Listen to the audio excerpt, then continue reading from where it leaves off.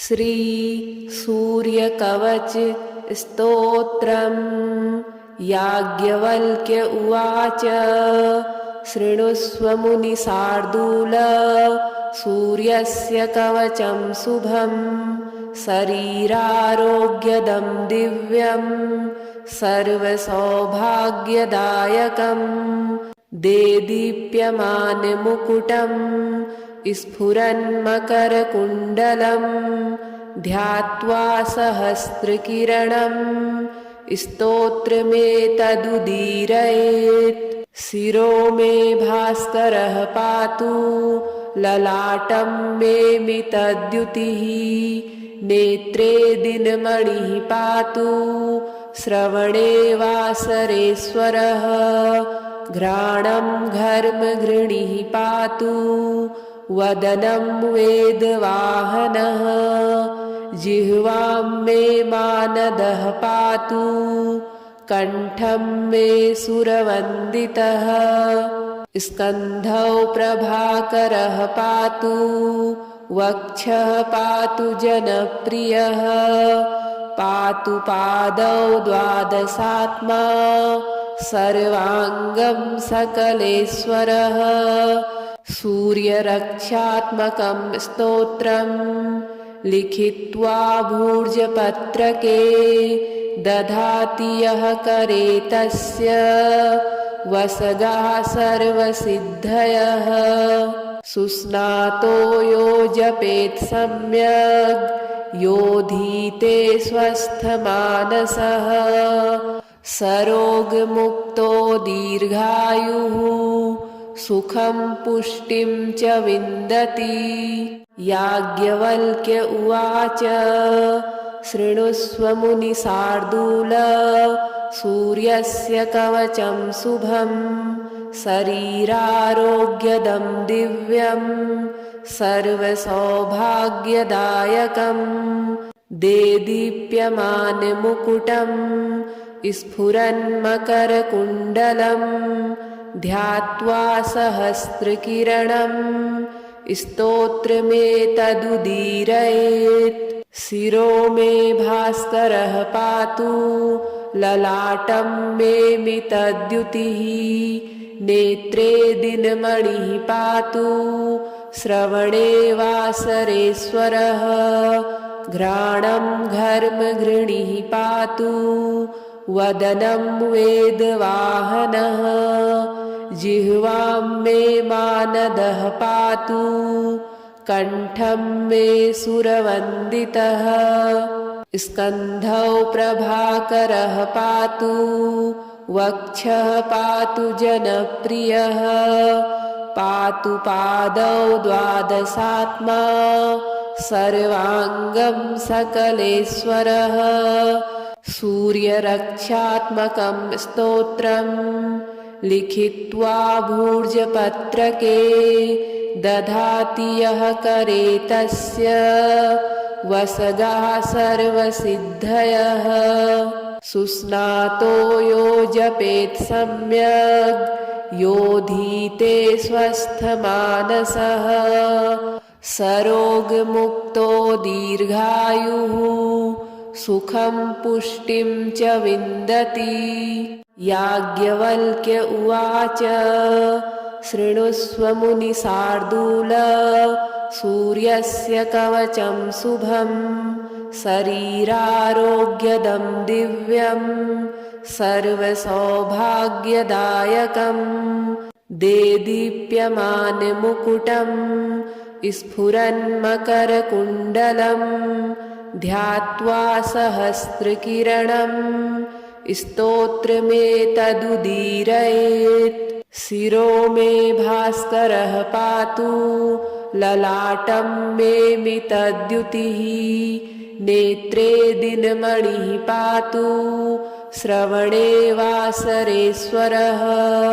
घ्राणं घर्मघृणिः पातु वदनं वेदवाहनः। जिह्वां मे मानदः पातु कण्ठं मे सुरवन्दितः।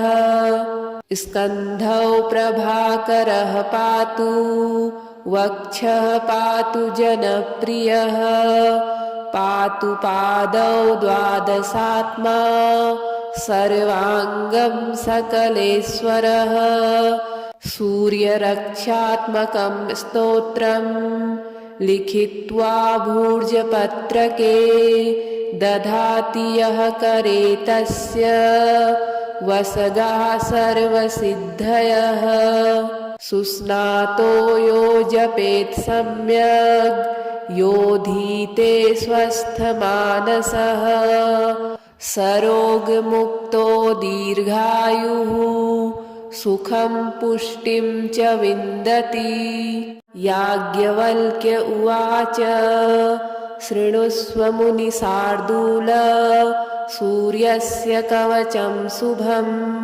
शरीरारोग्यदं दिव्यं सर्वसौभाग्यदायकं देदीप्यमानमुकुटं स्फुरन्मकरकुण्डलं ध्यात्वा सहस्रकिरणं स्तोत्रमेतदुदीरयेत् शिरो मे भास्करः पातु ललाटं मे मितद्युतिः नेत्रे दिनमणिः पातु श्रवणे वासरेश्वरः घ्राणं घर्मघृणिः पातु वदनं वेदवाहनः जिह्वां मे मानदः पातु कण्ठं मे सुरवन्दितः स्कन्धौ प्रभाकरः पातु वक्षः पातु जनप्रियः पातु पादौ द्वादशात्मा सर्वाङ्गं सकलेश्वरः सूर्यरक्षात्मकं स्तोत्रं लिखित्वा भूर्जपत्रके दधाति यः करे तस्य वसगाः सर्वसिद्धयः सुस्नातो यो जपेत् सम्यग् योधीते स्वस्थमानसः सरोगमुक्तो दीर्घायुः सुखं पुष्टिं च विन्दति याज्ञवल्क्य उवाच शृणुष्व मुनिशार्दूल सूर्यस्य कवचं शुभं शरीरारोग्यदं दिव्यं सर्वसौभाग्यदायकं देदीप्यमानमुकुटं स्फुरन्मकरकुण्डलं ध्यात्वा सहस्रकिरणं स्तोत्रमेतदुदीरयेत् शिरो मे भास्करः पातु ललाटं मे मितद्युतिः नेत्रे दिनमणिः पातु श्रवणे वासरेश्वरः घ्राणं घर्मघृणिः पातु वदनं वेदवाहनः जिह्वां मे मानदः पातु कण्ठं मे सुरवन्दितः स्कन्धौ प्रभाकरः पातु वक्षः पातु जनप्रियः पातु पादौ द्वादशात्मा सर्वाङ्गं सकलेश्वरः सूर्यरक्षात्मकं स्तोत्रं लिखित्वा भूर्जपत्रके दधाति यः करे तस्य वसगाः सर्वसिद्धयः सुस्नातो यो जपेत् सम्यग् योधीते स्वस्थमानसः सरोगमुक्तो दीर्घायुः सुखं पुष्टिं च विन्दति याज्ञवल्क्य उवाच शृणुष्व मुनिशार्दूल सूर्यस्य कवचं शुभं शरीरारोग्यदं दिव्यं सर्वसौभाग्यदायकं देदीप्यमानमुकुटं स्फुरन्मकरकुण्डलं ध्यात्वा सहस्रकिरणं स्तोत्रमेतदुदीरयेत् शिरो मे भास्करः पातु ललाटं मे मितद्युतिः नेत्रे दिनमणिः पातु श्रवणे वासरेश्वरः घ्राणं घर्मघृणिः पातु वदनं वेदवाहनः जिह्वां मे मानदः पातु कण्ठं मे सुरवन्दितः स्कन्धौ प्रभाकरः पातु वक्षः पातु जनप्रियः पातु पादौ द्वादशात्मा सर्वाङ्गं सकलेश्वरः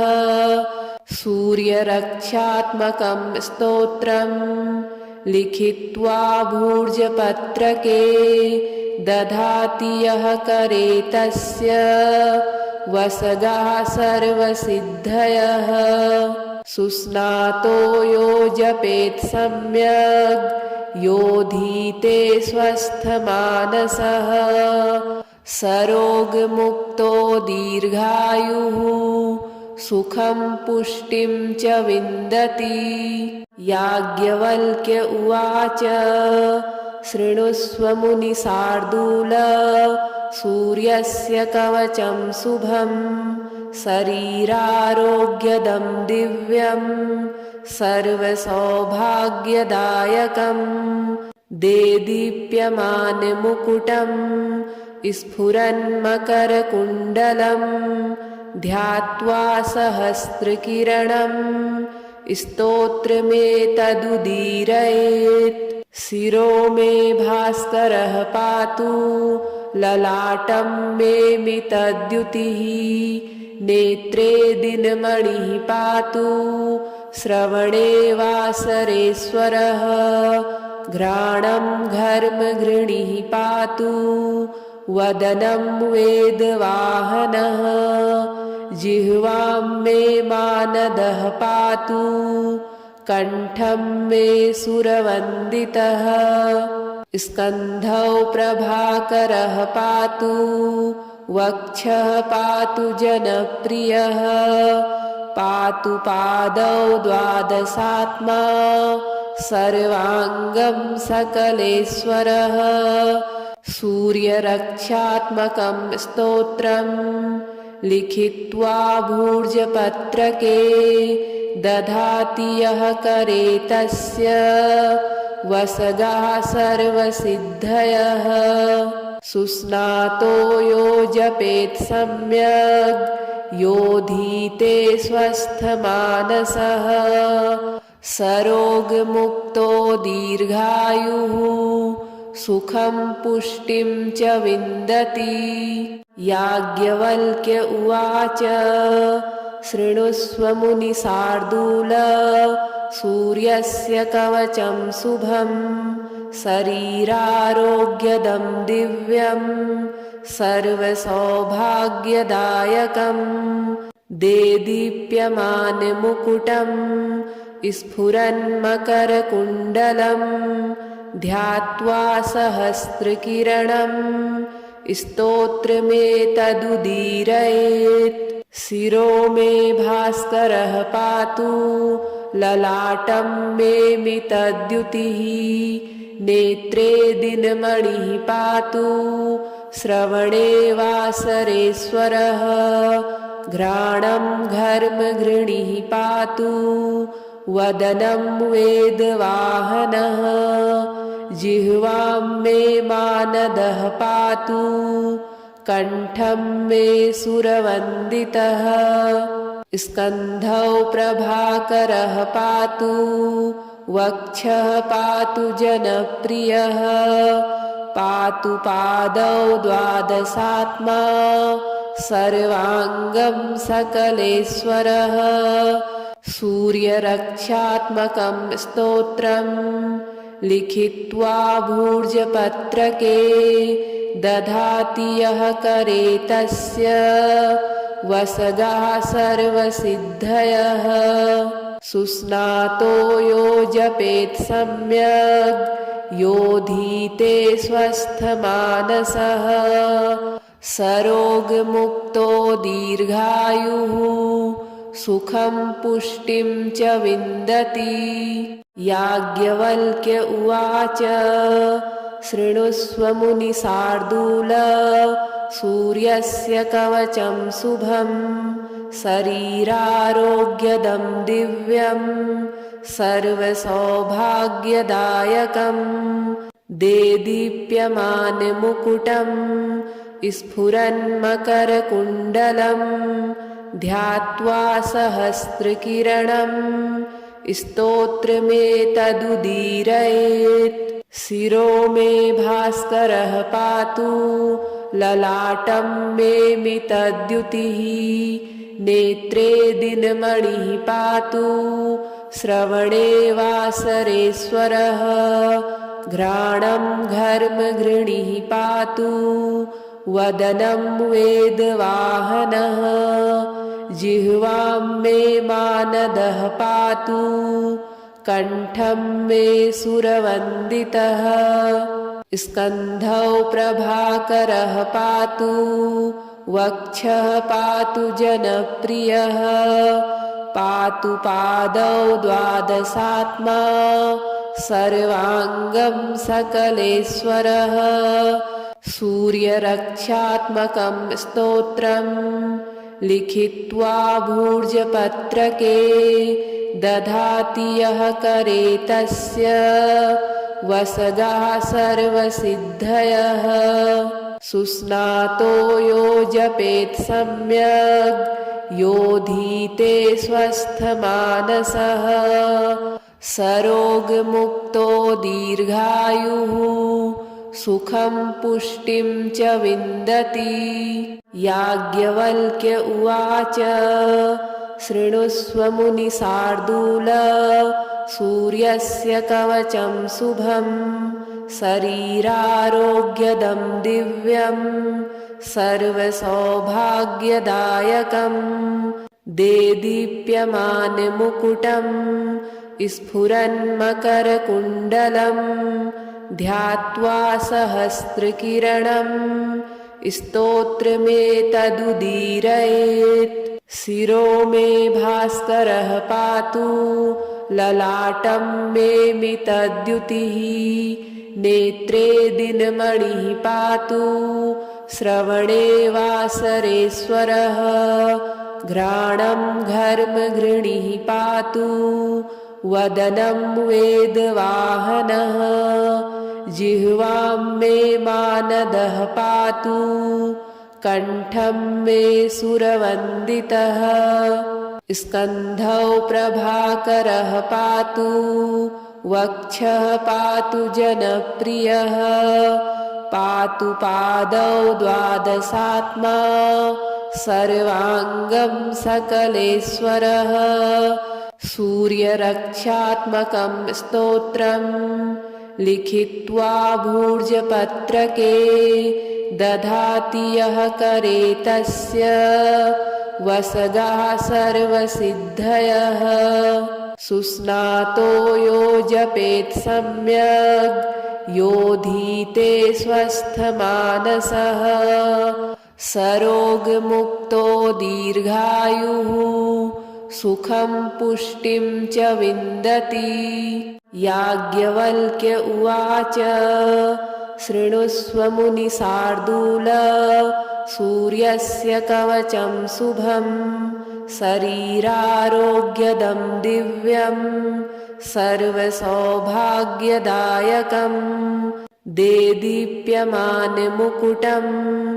स्फुरन्मकरकुण्डलं ध्यात्वा सहस्रकिरणं स्तोत्रमेतदुदीरयेत्। शिरो मे भास्करः पातु ललाटं मे मितद्युतिः नेत्रे दिनमणिः पातु श्रवणे वासरेश्वरः घ्राणं घर्मघृणिः पातु वदनं वेदवाहनः जिह्वां मे मानदः पातु कण्ठं मे सुरवन्दितः स्कन्धौ प्रभाकरः पातु वक्षः पातु जनप्रियः पातु पादौ द्वादशात्मा सर्वाङ्गं सकलेश्वरः सूर्यरक्षात्मकं स्तोत्रं लिखित्वा भूर्जपत्रके दधाति यः करे तस्य वसगाः सर्वसिद्धयः सुस्नातो यो जपेत् सम्यग् योधीते स्वस्थमानसः सरोगमुक्तो दीर्घायुः सुखं पुष्टिं च विन्दति।